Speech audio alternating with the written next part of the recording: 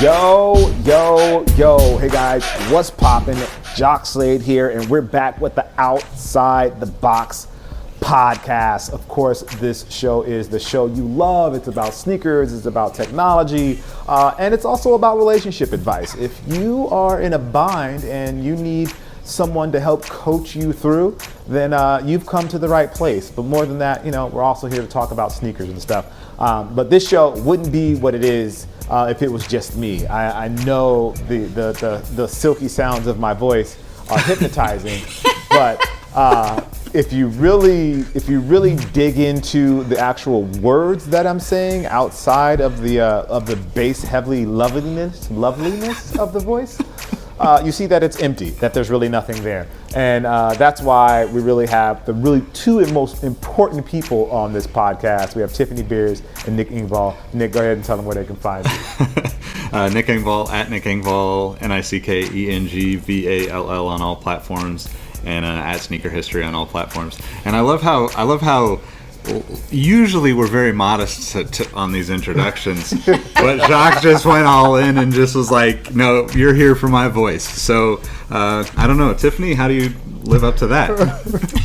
I mean, silky smooth voice. Anybody? No? Yeah? I'm Tiffany Beers. You can find me at Tiffany Beers on Instagram and YouTube, and it is my entertainment tonight to talk to these two about sneakers. I'm just telling, just saying it how it is. People, they really come here to listen to you guys. You guys give all the facts. You give the truth. You give the honesty. You give valuable information, and I just ramble about whatever comes to mind. With that being said, I'm not at home. I'm in an Airbnb, and I feel weird about being in somebody else's house. I don't know if you guys have ever been in an Airbnb, but I just have this natural curiosity. I want to learn everything I can about the person whose house I'm living in. I think that's snooping, and you're not supposed to do that. Yeah, I don't know if you should say that, until after you're out of the house. Yeah. Right, but I'm looking at the books. I'm making judgment based on the books that they have on the bookshelf. I'm looking at the college paraphernalia. There's a lighter just sitting on the shelf, so I'm like, are they a smoker? Is it cigarettes? Is it weed? Is this a weed head's house? I don't know. There's just so many. Anyway, okay, sorry. What state are you in again? I'm in North Carolina. Let me stop judging people. But anyway, it's a lovely home, though. It is a lovely home. I'll say that. It is a lovely home. Enough about my personal tribulations and trials. All right, so let's get the show started. So we got some comments from you guys, which we always love. So if you ever want to send us comments, please do. It's Outside Pods on Instagram, on Twitter. We're on Tinder, we're on Bumble, we're on Grindr, we're on all of those places. We're not on all those. We're only on Instagram and YouTube and other places with podcasts. Sorry, Instagram, maybe just Instagram and Twitter. I was hoping we were on Grindr, but that's obviously it's not going to happen. But you can, if you wanted to find us, just look for Outside Pods. And anyway, you can DM us. And we got a DM from, I think this was Reb Fresh to Death. Let me make sure I said that right. Yeah, Reb Fresh to Death. And the question is, he wants to know a time we fell for the hype and regretted it once the hype faded. So I'll start this one off. So a shoe that I kind of I can't say that the hype faded, but I did kind of get caught up in the hype was when the Yeezys first released with the 750 and the 350. So because it's part personal and part because of my job. So I'll say part because my job is sneakers and I need to know all about sneakers, but also part of just wanting to be a part of that cool crowd. I fall victim to that just like everybody else. So I bought Yeezys early on. So I have maybe 6 or 7 pair of Yeezys. And I have yet to wear one pair of them. I have literally never worn them. I've taken them out of the box. I've shown them to people. People have come to my house and they've taken them out the box and looked at them. But I have actually never worn them. And I just didn't really, the silhouette didn't really speak to me at the end of the day. And I think that's what matters most at the end of the day. Like, am I really going to wear this? And does it speak to me enough to where I'm actually going to wear it? But then I also think it got to the point where just everybody had them and everybody was wearing them. And so that kind of pushed me away from wearing them, because like I don't want to show up and 10 different people have on the same pair of shoes that I have. So I think that also kind of hit me. And then it just got to the point where it was kind of like, all right, now I'm over it. Like, I'm just over Yeezys now. And like now I have them and I just have really no interest in wearing them. I don't know, I guess the appeal is gone for me. So I don't know if that's the kind of story you're looking for, Rev Fresh to Death, but that's my angle. I'll toss it over to Tiffany, see what she has. I was hoping to hear from Nick first. Okay, well, let's go to Nick. This is really hard because I don't think I fall for the hype as much as I do, like, I fall for my own hype in, like retro product, for instance. Like, I love Nike basketball from the 90s, right? So I'll buy like the recent Penny retros or like the Maestro retros, but like the worst one was the Air Up from a couple of years ago. They did like this like plastic vacuum tech thing, and I guess I just didn't realize that's what it was, but I was so hyped to get it because it was one of the shoes that Penny Hardaway wore. And the like kind of like black white across the side with a big blue swoosh. I just thought, I mean, that was like one of my favorite shoes when I was younger, and I mean, that shoe hurt my feet so bad. Like, and I wore it. I think I wore it like at the time I was working at Finish Line, and I wore it to work one time and gave them away. I just took them to Goodwill because I was just like, there's just no way I'll ever wear these again. Wow. It may be, yeah. I might have given it a second try, which would have been me hyping it up to say, no, this is really cool enough to put up with the pain. And never is that a good idea. But that's what comes to mind when I think of like bad decisions based on my own hyping up a product in my head. Yeah. Did I give you enough time, Tiffany? Yeah. I mean, here's the core of the problem for me. I mean, great story, Nick. If you have to buy moleskin to wear a shoe, it's probably not comfortable. Yeah. Right. Like, the hype is not real. That's so funny. for me, I would say, since I left Nike, I think I got caught up on the hype on the Element 85. Because I thought, it looks really awesome. I really love it. But when you wear it, it is uncomfortable. Unless you're wearing tall socks, it is uncomfortable. Blisters, red hot spots, I mean, uncomfortable shoe. And actually doesn't look that good once it's on. So I feel like that is one that I got caught up in the hype of. But then I sold mine on eBay, so I made a little bit of a margin. So I was, not too upset about it. But I have to say, as an employee, there were many times, I mean, as an employee, you don't end up with a collection of 300 pairs of shoes without thinking something's going to be hype, right? I mean, I found myself buying shoes that I did not like. Like, so for example, when the wedge came out for women, right? And the sky-high dunks, I thought, oh, these are going to be great. They're on point. Finally, a women's shoe. They are so uncomfortable. It's ridiculous. So, like there was an example where I bought 2 or 3 pair and literally just gave them to Goodwill as I was moving because I never wore them. They still had tags on them. So I am not a good example of hype, or do I know what's going to be hype? And so I only focus on buying shoes that I really like and that they're comfortable and I'm actually going to use and wear and have a purpose for. So it's kind of anti-hype, but at the same time, we all fall to the hype from time to time. The brands rely on it. Yeah. It's interesting. No, absolutely. Thinking about this, like, I think, like, and this is kind of a little bit of a tangent from the question itself, but I think that, like, shoes like the first Yeezy from Nike or any of the Jeremy Scott stuff, right, with Adidas from years back, where, like, the design was so different than, like, the normal of what we were used to from that era, that those are like the shoes. Like, I bought like some of the Jeremy Scott wings. Like I don't regret it because I loved those shoes. I got the denim ones and I wear them occasionally, but like the trend for that is so far off now that I just feel like, right, can you ever wear that again? And I kind of feel the same way. Like the Yeezy one, just when I look at it, seems so dated to me now, compared to, especially compared to like the Nike Yeezy 2, right? Like the step from the 1 to the 2 was like monumental to me. Like I think, you know, that what shoe are was these so words? I completely disagree. I'm sorry, really? respectfully, completely disagree. I mean, the Yeezy one was pure. It was. There was a purity to it. I still think it's a great looking shoe, and there's shoes out there trying to copy it still.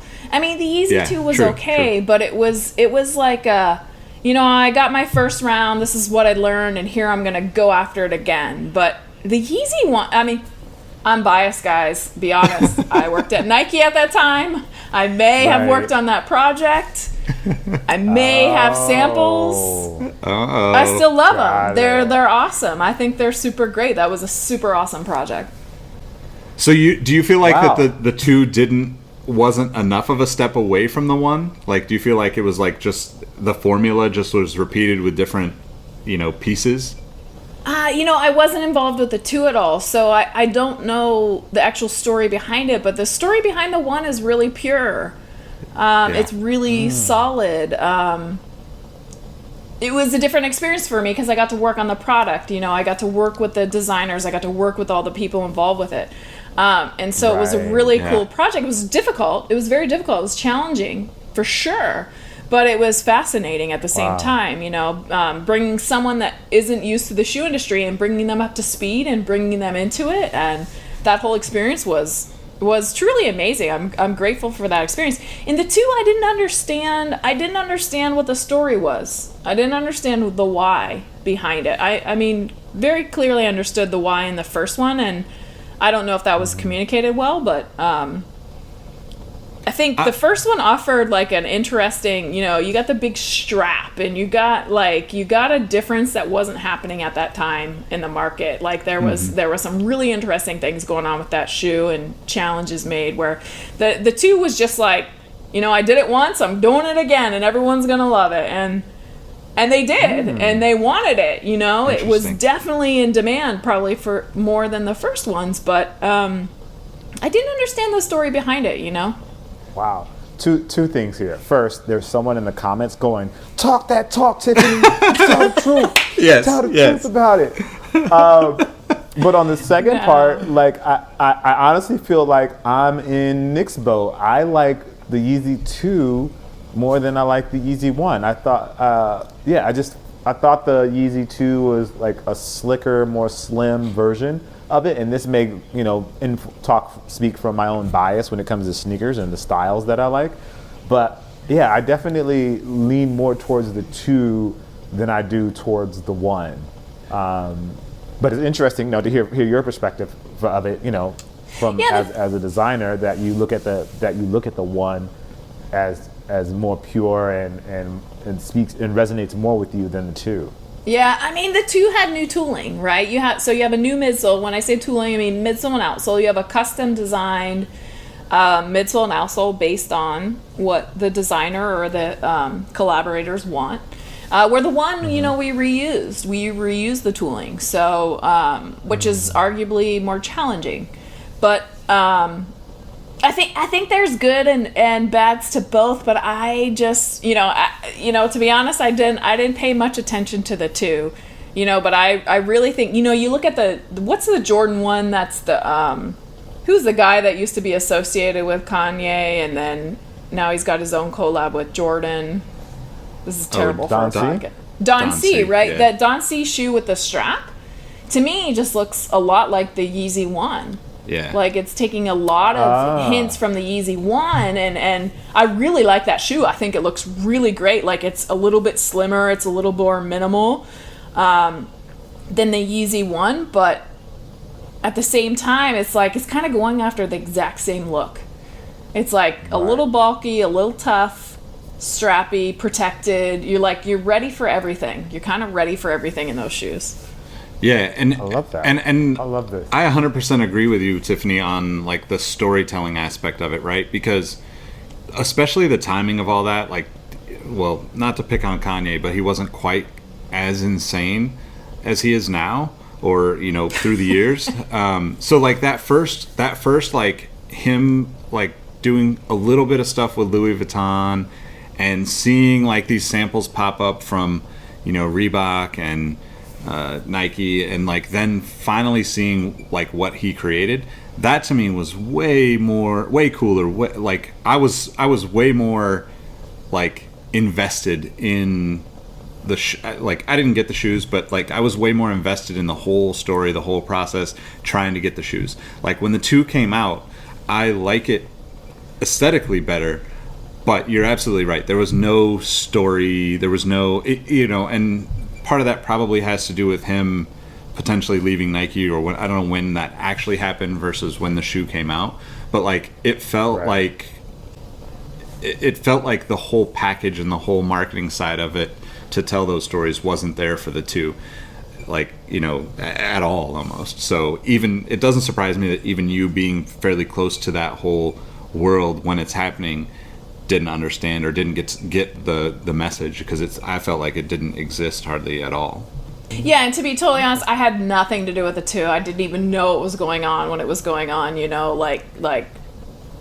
so I wasn't associated with it at all. But at the same time, like, if you go and create something and the first time you make it, you make mistakes, right? Because you just don't know. And the second time, you're like, if I could do that again, I would do this differently. And that's kind of what, to me, the Yeezy 2 was. Like, if I could improve this based on what I just learned, this is what I do. But that's also why the Yeezy 1 is so beautiful, because you don't know what you don't know. And you give it a shot and you go for it, and that's what you got. Where the Yeezy 2 is like, I've been down this road once. This is what I do. You're striving for perfection more. And I like the rough and rawness a little bit better. I respect that. Yeah. I respect that. I love that. That's cool to hear that perspective. Yeah. And I'm going to throw one last shoe out here that I thought was going to be huge, but wasn't, the Nike Air Zoom Mariah Flyknit Racer, and I'll leave it at that because I know no one else cares. I thought that shoe was going to be good. The Nike Air Zoom Mariah. Yep. The Mariah Flyknit Racer. I thought it was going to be big. Yep. I was like, oh, people are going to love this shoe. It's going to go gangbusters, as they say on the news. And it did not. It did not. No one, I don't even think it was a blip on anyone's radar. And I actually did a video about that, admitting that. And people were like, yeah, everyone was like, yeah, we thought this shoe was going to be bigger. But it didn't. So it is what it is. I'll take that loss on my own and go to my grave with it. But next up is something that was this brought up by someone in the DMs, or is this something we want to talk about with Goat and Kyle Kuzma? So he signed to Goat. If I'm make sure I remember this right, he signed to Goat, and he's going to wear whatever shoes from Goat he wants that are Nikes, obviously, because he's a Nike athlete. But we haven't really heard much from them about it, which is weird, because it seems like that's something that you would hype up if you have an NBA player as a part of your roster. Has anyone heard anything about it or know anything else that's happened outside of like that first initial announcement? I haven't. So this came from Dre McGray on Instagram. Yeah, I haven't heard anything about it since they announced it. I mean, they announced it mid-October, I want to say. Right. And I've seen Kuzma like in shoes. I don't remember. I think maybe there was. Maybe the deal wasn't necessarily on-court shoes, but it was shoes that he was going to wear to and from the game, because that's like a whole thing now, is like people got to be seen walking in with 3 pairs of shoes in order to be cool. But I think the whole deal was incredible. Like, it was exciting to see that. Like, it's actually something that I won't say who, but I talked to people at two of the major retailers about setting something like that up and doing something like that where they could have their own kind of sponsored athlete, because what it does is like it creates excitement around a variety of products, but it also highlights the product that he's going to wear on court. So it's good for, you know, Nike basketball because he has a deal with Nike basketball. Like he's been playing in the Adapt recently, and if he shows up to, you know, the game pregame, for instance, in the Yeezy 1 or carrying the Yeezy 1 or something like that, somebody's going to snap a picture. It hits social media, and I mean, it just like so much potential to do so many cool things with that. But I really haven't seen anything in regards to it at all. Yeah, it's so weird. So like I just did just a little quick Google search, and literally, if you type Kyle Kuzma and GOAT, all the stories are from October. Yeah. Like October 17th, October 18th, 2018, and there's no news about it after that, which just seems strange to me. I would think that there would be more stuff out there about it, or even like on the sneaker blogs or really anywhere. I don't see anything about it. I don't know what happened with that deal, if it just hasn't happened the way that people expected it to, or I don't know if maybe he hasn't been wearing the right silhouettes, and maybe that's what it is. Maybe he needs a better curated selection to play in or to wear to the game. Or maybe it's because the Lakers aren't doing well, or maybe it's because LeBron's on the Lakers and LeBron's taking all the shine. I don't know. That's just a pretty odd situation to me to see, like for it to be such a big deal and then nothing to come of it. Yeah, I think that's one of these little checkpoints, if you will, right? Like, relatively new guy, kind of a rising star. Is he as big of a star as we think? Like, let's throw something out there and see what happens, and let's wait. Mm-hmm. And then let's see what happens in playoffs, right? Let's see what happens with this team. Like, I think they're just testing the waters with this a little bit. You know, I think it takes the right personality, the right skill with the right personality to have a winning combination. And you bet on those sometimes, and sometimes you lose, and sometimes you win. And it's an expensive bet to lose. So to me, it seems like that's what they're just testing the waters to kind of see what the general interest in him is. But who knows? I mean, maybe there's an injury we don't know about. Maybe there's a complication. You know, anything could happen. But he seems like a pretty interesting person to kind of build a story about. So I kind of hope they build more. I hope it moves forward, because I'd be interested in hearing more about him. Yeah, I love GOAT. Like, I think there's a great opportunity here for him. You know, and I just don't know where it's going to come from. I would love to see GOAT expose this story a little more, because it does seem like there's an opportunity there for them to really separate themselves from the stuff that everyone else is doing, like what the StockX is doing, what Stadium Goods is doing. They have this opportunity with him to really highlight him and, you know, almost kind of help legitimize the platform of the secondary market. I think the secondary market is still in that being legitimized phase. I think it's cool if people know about it and like venture capitalists will start to invest and stuff like that. But I think having this NBA player attached to it makes it a little bit more legitimate than it would if there was no one attached to it. So I would love to see them do a little more with him. Yeah, and look at what Foot Locker just did, right? They just invested in GOAT massively. So, like, something's coming. Like, something interesting is happening here. Yeah, and that Foot Locker thing blows my mind. That is like they invested $100 million in GOAT. Now, just to kind of put that into perspective, GOAT has been around for, I believe, 5 or 6 years, and in that 5 or 6 years, they've had a total investment from venture capitalists of $97 million in total. Foot Locker came along and invested more than they have had in total over those 5 years in one single investment. So that's a big move on Foot Locker's part, and I think we can really dig into this one a bit, because I see it as a couple of things for Foot Locker. One, I think they see how big the secondary market is, And I think any brand retailer is going to see that amount of money passing hands and not have their hand in it. I think this is Foot Locker dipping their hands into the secondary market.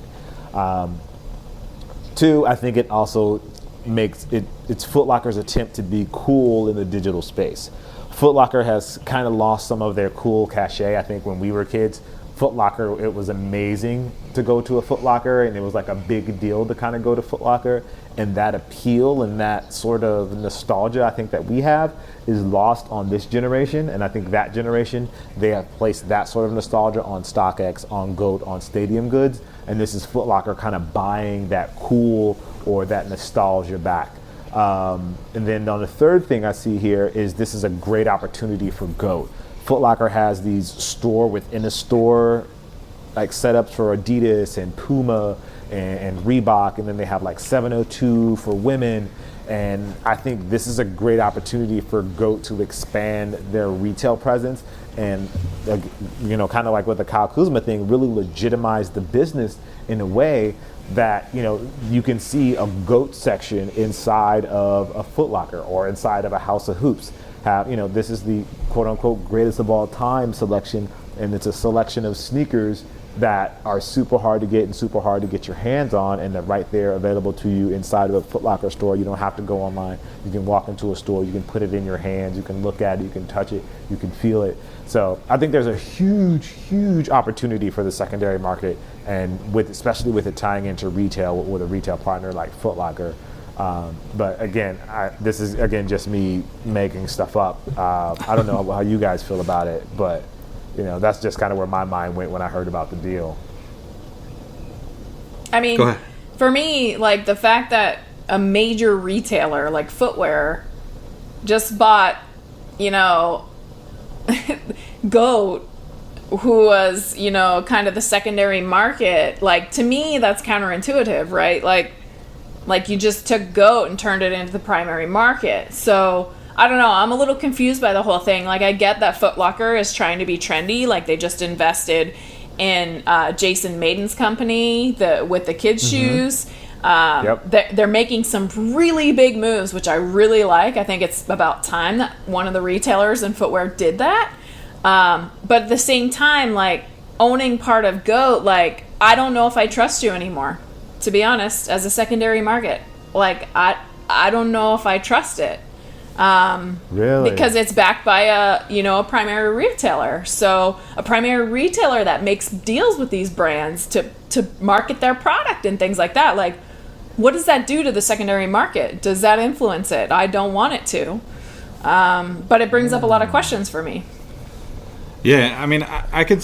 Go ahead. No, I was going to say, I heard that a lot on Twitter. About when I was talking about it on Twitter the other day, that there's like, they're not sure, like now why, like Foot Locker is not going to sell us anything. They're just going to send it directly to the secondary market. First, and my response to that would be like, oh, first they would lose their account. Like they're not going to be, you know, they know they can't do that. And then my thought was, this is an opportunity for Foot Locker really to get paid twice instead of just once. Imagine a platform. Imagine a platform where, you know, Foot Locker sells you the shoes at retail. They don't even have to ship them to you. You can list them directly on GOAT by clicking a button on the Foot Locker website, and they sell on GOAT and they're shipped out. The buyer knows they're official because they came from Foot Locker, so there is no legit checks because it came from Foot Locker. It's from Foot Locker, who is a trusted retailer, so you don't have to worry about that perspective. You don't have to worry about them being shipped to you or being shipped out, because Foot Locker or AKA GOAT is going to handle all of that for you. Foot Locker gets the retail money, and they also get their cut of the resale money. And like that's smarter than all of us. That's what I thought about. Yeah, possibly. I mean, that's a great scenario. Yeah, I mean that's what I think. But I think Twitter thinks no, Foot Locker is just going to sell it, just going to give it to GOAT and have GOAT do the resale, as opposed to getting the retail money and getting the resale money. I think that's kind of like far-fetched though, right? I mean, I totally understand, like, you know, there could be temptation to do that, but Foot Locker doesn't control the amount of hype around a product, hardly at all. They almost have zero influence, in my opinion, on whether a shoe resells for more than retail or not. And I think that, you could look at the Travis Scotts, you could look at the Off-White, the Yeezys. None of those shoes, Foot Locker, they would have bought as many as they possibly got of any of those shoes. And, to me, there's no way for them to control the market. Like the brands still kind of control. But they can control the supply and demand. They're your face to the retailer. They can technically do that. Not to the extent that the actual secondary market would respond to it, because like a lot of that stuff gets to the secondary market through the back doors of Foot Locker, Finish Line, and other retailers. I know it's not supposed to be a thing, but it happens all the time. And the biggest sellers on all the secondary market platforms are probably people that buy from a local retail store out the back door before it hits, and the manager takes a cut and gets a little bit more money out of it. But I think that the thing that I think is most interesting about this is that it creates potentially places for people to bring in their shoes and sell them on GOAT in a Foot Locker where it's safe. It takes away the kind of, Craigslist, I'm going to sell my Jordans, and then somebody runs into violence or problems trying to sell their shoes to somebody else. This almost makes it like there's almost like a safe way for people to do business on the secondary platform, or on the GOAT platform, on the resale market, where I just see it kind of all tying together eventually. And I can understand where like there is in theory a way that they could potentially do that, or potentially like hold back product to drive up prices, but it's so unpredictable whether or not a shoe is going to be really, really valuable or not. Like if you were to look at StockX, for instance, go look at like Jordan 1 mids, like say an all-star Jordan 1 mid from last year, like low sizes like 6 to 9, or maybe even smaller. Those shoes sell now for $300, $400, $500. When they came out, there were so many of them, and like you can still buy big sizes at close to retail or maybe a little bit more, but they were so like there's this weird place in the secondary market that I don't think that any of the platforms can fully understand yet. And I think that it's the same thing with Foot Locker and retail, right? Like it's always a challenge for them to buy the right number of product and actually sell it, right? Because at the end of the day, Foot Locker can come and say, I want to buy 2 million Travis Scott Air Force Ones, and Nike's going to be like, no way, like we're not making that many. So it's going to be interesting. I think that like this is more of a marketing play for Foot Locker to be cool. It validates that they're in the cool space if they want to cross these brands from in a public facing space. But the same thing with them investing in Jason Maiden, the same thing with them investing in Pensole. Like I could see, they need to cut me a check, but Foot Locker, you should just go ahead and buy SneakerCon now, because that's the future of marketing, right? Is in-person events. It's not going to be stores, and Lord knows it's not buying from apps, because that's a headache for everybody. So a couple things you said there I really liked. I do like that the youth can have a safe place to sell. I mean, I know my nephew started selling sneakers at like 10, and I was like, hey, be careful. Like, don't be posting those on Craigslist. Like, let's be really careful, because you might not understand the value, you might not understand the demand, and so I do like that a lot. But if I were Foot Locker and I was doing this, and maybe this reveals too much of my personality, you have an opportunity now to basically say, hey Adidas, hey Puma, hey Nike, I want this shoe and I want it in this volume. And they say no, okay, that's probably going to be a higher value. GOAT, get ready. This is what's coming. Like they have a premonition now, because they have both sides of the brand. They have both sides of the retail really under their wraps, that they have an advantage that no one else has it. And if they use that correctly, they should be able to predict what's going to be more valuable, and they can control the demand and supply. If they play their cards right, they should be able to do it. Yeah, I think I hear what you're saying.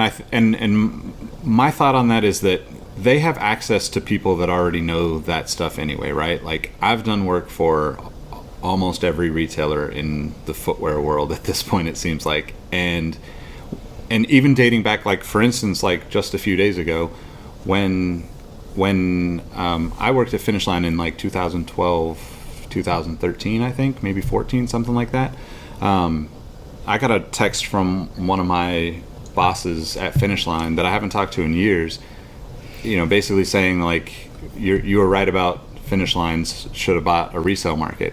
And back then it was like the Soul Collector forums, and it was Kixify. There was no GOAT, there was no StockX. But to me, like, that's the future of all of this it's gonna be very gray. There's gonna be like this big pot of people, a big pot of money, a big pot of shoes, and everybody's playing in the same space, for instance. Because at the end of the day, like, if somebody's gonna buy, let's say somebody has $1,000 to spend, are they gonna buy 5 pairs of shoes off the wall at Foot Locker?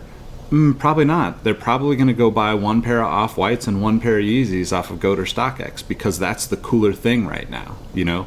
And it's still the same $1,000 that's going to go into the sneaker market, in my opinion. Like, I get that, like, we've had this kind of separation of the two markets now for a little bit, but at the end of the day, like, just because there's more people, there's more secondary market platforms out there, doesn't necessarily mean that there's more money going. I mean, obviously the business of sneakers is growing. I'm not saying that it's not, but it doesn't mean that like the 20-year-old, the 18-year-old kid doesn't spend the same amount on shoes as, you know, they would have 2 years ago, 3 years ago, when there was no secondary market platforms.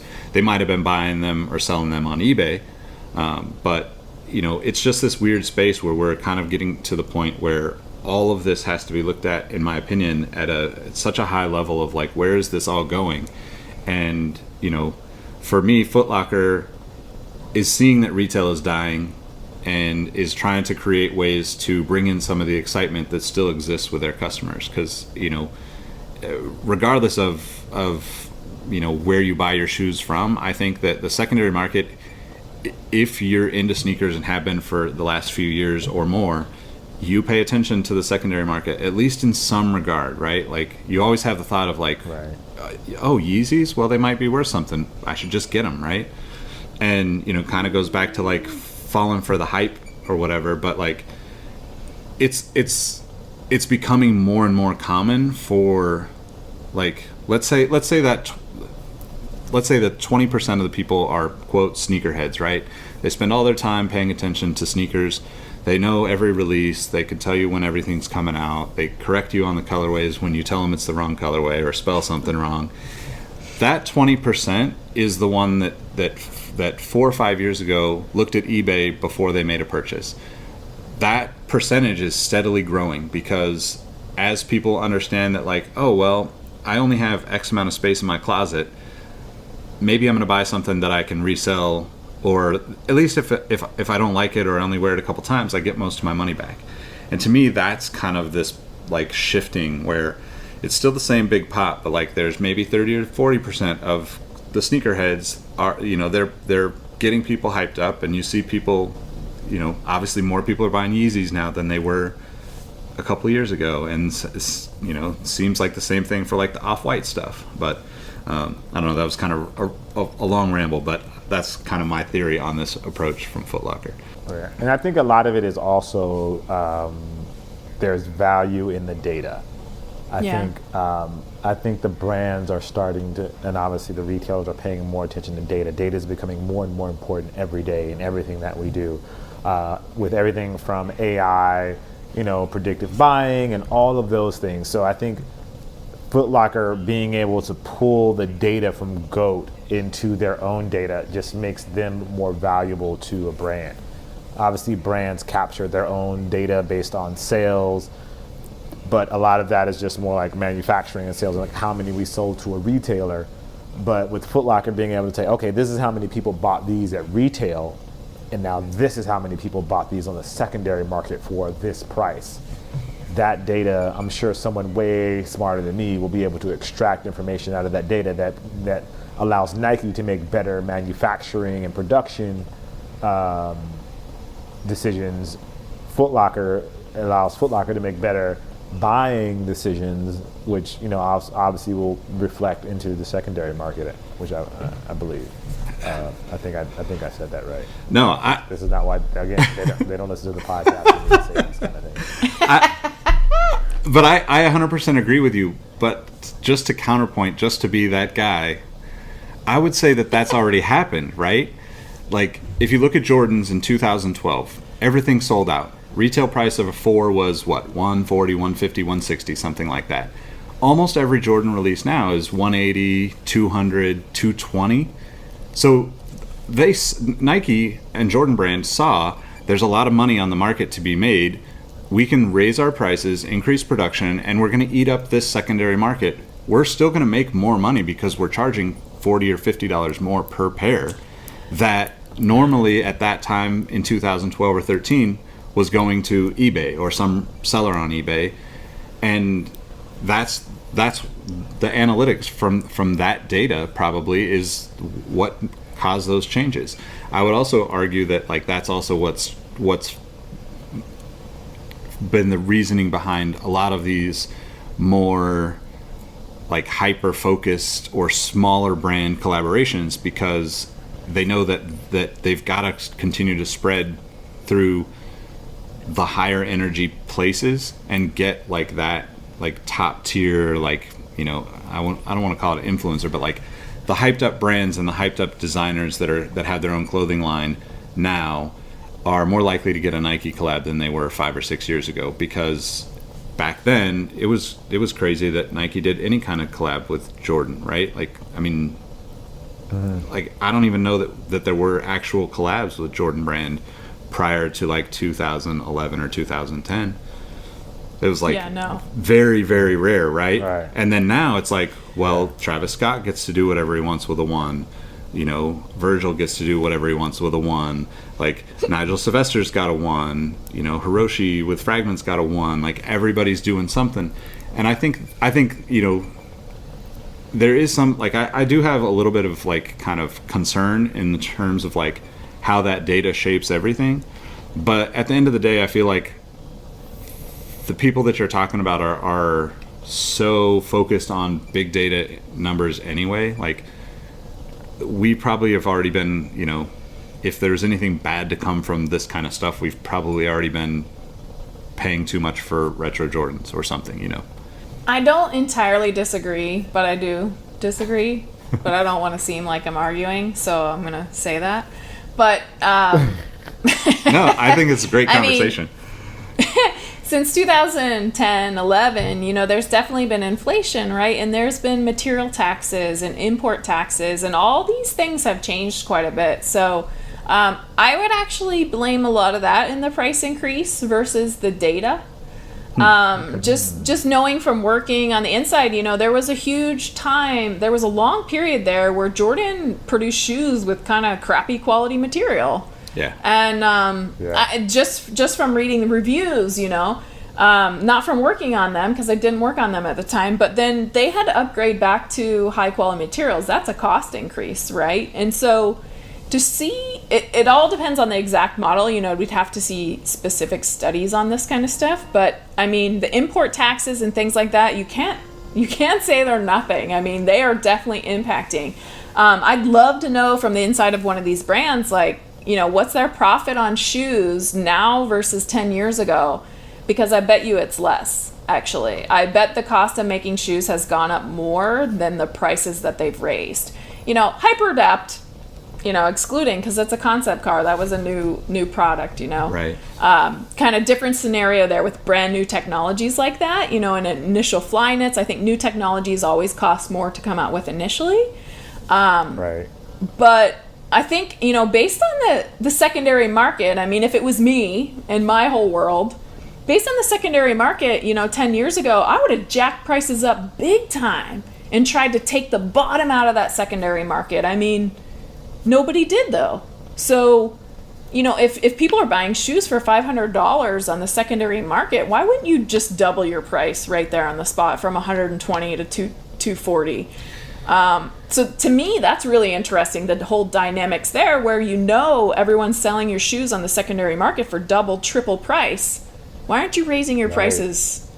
So I think this is really complex issue, which, you know, if any of the viewers have insight on this, I would love to know more understanding. Yeah, absolutely. And again, I'm making this all up off the top of my head, which probably isn't the best thing to do. But, you know, with Nick, with his experience, and Tiffany with her experience, we've all kind of shared our thoughts. And I would love if any of you guys could leave us some notes at Outside Pods, and maybe we'll get into this on the next episode, where you guys tell us what you thought, what you think. Why did Foot Locker invest $100 million? Do you think it's worth it for Foot Locker? Does this make you look at Foot Locker differently? Or does this make you look at GOAT differently? Does this make you look at the secondary market differently? And if any of you guys are actually in the industry and you know a little bit more about this and you want to share it with us, let us know, and we can share some of your feedback anonymously. We will definitely keep your identity hidden if you want to share some comments with us. So don't worry about us being like, yeah, it was Todd. His Nike ID number is 7463221. And no, you don't have to worry about that at all. So feel free to share with us if you want to share something anonymously. Just let us know. And again, that's Outside Pods all over the internets. I think that applies for dating advice too, right? If you want it to be anonymous, just hashtag anonymous. Well, yeah, hashtag it anonymous. But you know, I think it's more effective if I can like really let you know specifically. I want to, I want to talk to you. But again, if you want to be anonymous, I'm okay with that. By the way, you're now officially referred to on our new YouTube channel as the Love Guru, Jacques. And you know what? I don't want to. I'll embrace it. You know, if that's what they want to call me, I'll embrace it. I'm okay with it. I'm okay with being the Love Guru. I mean, with the type of insight and knowledge that I'm able to share, the wisdom that I'm able to pass on, guru. I mean, it feels appropriate. I'll just say that it does feel appropriate. So I thought he was going to say it feels not quite enough. No. I think appropriate. I think it's appropriate. Of course, they could take it a step further, but we won't push. We'll go with guru. That works. But anyway, the reason I know earlier in this episode I talked about being in the Airbnb is because I'm in Charlotte for All-Star Weekend, and something that has kind of caught my attention is All-Star sneakers. I feel like the energy that we've had in the past around All-Star sneakers has died, and I'm not sure if that is one because maybe the culture is just tired of All-Star sneakers, or is it just that brands don't think it's worth it anymore to invest in that way for All-Star, being that it's such a singular event. I don't know, but it makes me sad a little bit, to be honest. I don't get it. I mean, I've never gotten it. I don't understand. Like, All-Star is at the end of the basketball season, practically. Like, why are you introducing new shoes? Like, it's not. Go to the beginning. Go to the beginning, so everyone, when they start their basketball season in fall, where high school and college and everybody starts in fall, right? Like, they can get the new shoes. I mean, to me, it's just a little bit of too long of a gap from when actual people play basketball to the NBA.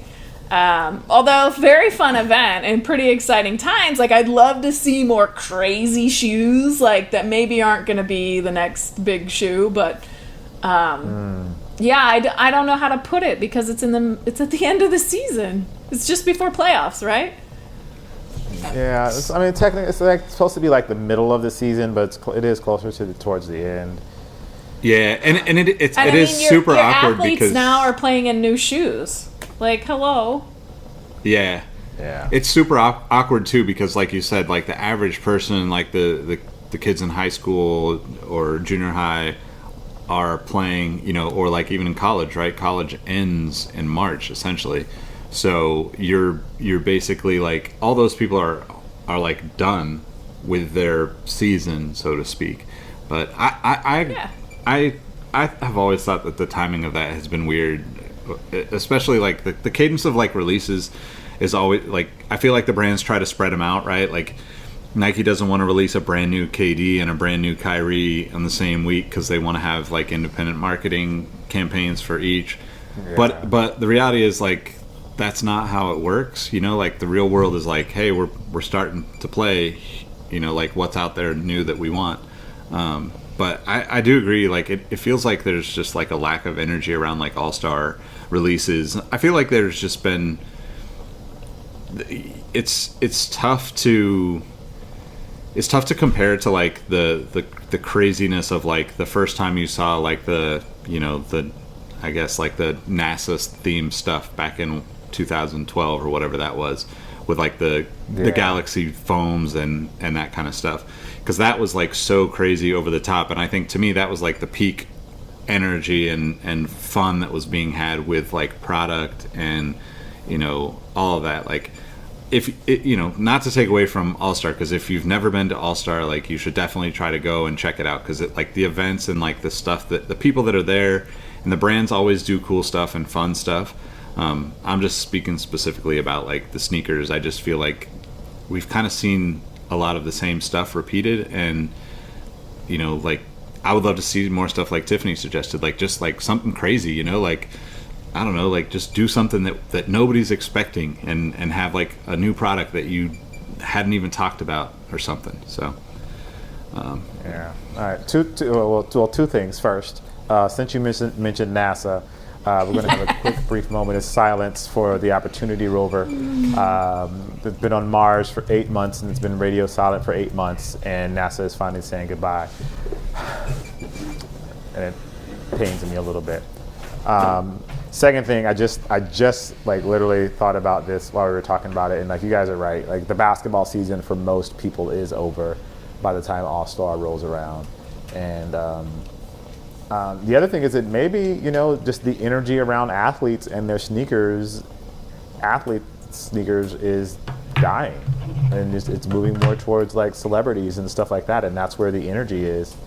And they don't necessarily participate in All-Star Weekend, so the energy is not going to be the same when, culturally people aren't checking for the athletes in the same way that they were before. So maybe that has to do with it too. But that's a either good way, both. Go ahead. That's a good call out, because I remember when I first watched All-Star, I was like, and this, I could be dating myself, but I was like, where's Michael? Like, he's not going to be out there dunking. Where's LeBron dunking? Like the slam dunk contest for sure is the iconic thing of All-Star, right? Or maybe I'm just out of the loop. Totally possible. But like, where are the big players out there like showing us their skills, right? Like, it seems like sometimes you don't get all the A performers out there, and it's just kind of like, well, where are, like, okay, they don't want to get hurt for playoffs, cool, but this is All-Star Weekend and you're an All-Star. Get your butt out here, throw on some crazy shoes, and let's see what you got. Like, yeah, I don't know. To me, that kind of, it's not really an All-Star experience. It's not the best players. The NBA has amazing players, right? I'm not trying to rip on anybody, but like, show us what, LeBron, KD, show us what you do in your spare time when you're bored. I guarantee you are doing some dumb dunks and some like silly stuff that's probably awesome. And like, show it to us. Like, bring it out. Like, let's be human a little bit. Yeah, I agree. I think like that's always been like, for the past like probably, I don't know, maybe like 7-8 years, that's been an issue, right? Because as a fan, you want to see like the absolute superstars of the sport out there all weekend having a good time and playing. But then like the league has extended this whole, event of 3, now 4 or 5 days even, and the superstars are really only there Sunday for the most part, right? And like you get to see, maybe Steph Curry or Klay Thompson, those guys, 3-point contest or skills competitions, but like you're not seeing LeBron out there. You're rarely seeing like KD or anybody like that, where it's like your top, let's say top 10, 20 people in the league, players in the league, aren't out there until Sunday. It kind of, I don't know, it's kind of lost its appeal, in my opinion, because of that. Yeah. Yeah, that's a good point. That's a good point. That energy that used to be around it isn't necessarily there anymore. It feels like people are kind of stepping away from it and not participating in the way that we would like them to. And maybe that just goes to our expectations, or maybe it just goes to the athletes. You know. Yeah, I mean, Jacques, have an awesome time there. It'll be amazing. Yeah. It should be fun. It'll be fun, but at the same time, you do want to see those guys play. But anyway, well, I think that's a good show. I love the talk we had today. This was good. I think this is our first real disagreement when it came to the Yeezy stuff. We don't usually disagree on most things. We generally along the same lines.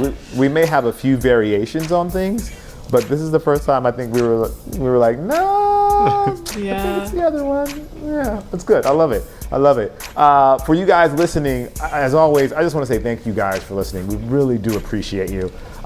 Make sure you find us on Outside Pods. I am Jacques Slade. You can find me all over the internets at Kusto. That's Kustoo. That's on the Instagrams, on the Twitters, on the YouTubes, on the Grinders, Bumbles, Tinders, and on Pinterest, and maybe even on LinkedIn if you look hard enough. But this show would not be what it is with just me. It would just be like one madman rambling on a street corner, which is not something that's interesting at all. I have two very, very intelligent, very wise, very insightful people on this show, and they make my job so much easier. Nick, go ahead and tell them where they can find you. Nick Engvall at Nick Engvall on all platforms. At Sneaker History on all platforms. This was definitely a fun show. I enjoyed the debates. So Tiffany, go ahead and let them know how they can find you. Tiffany Beers. You can find me at TiffanyBeers.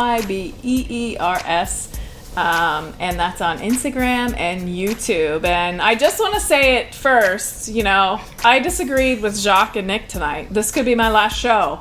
So you guys comment. You let us know. We'll see how it goes. Wish me luck. Not at all. You're the reason both Nick and I are even doing this show. If it wasn't for you, no one would listen to it. Yep. So again, you guys can reach us on Outside Pods. Leave us any questions you have. Again, any relationship advice you need. Doesn't matter what sort of relationship you're in. I have the information that'll help you through it. As always, we appreciate you guys. Thank you for listening, and we'll see you and talk to you guys soon. Peace.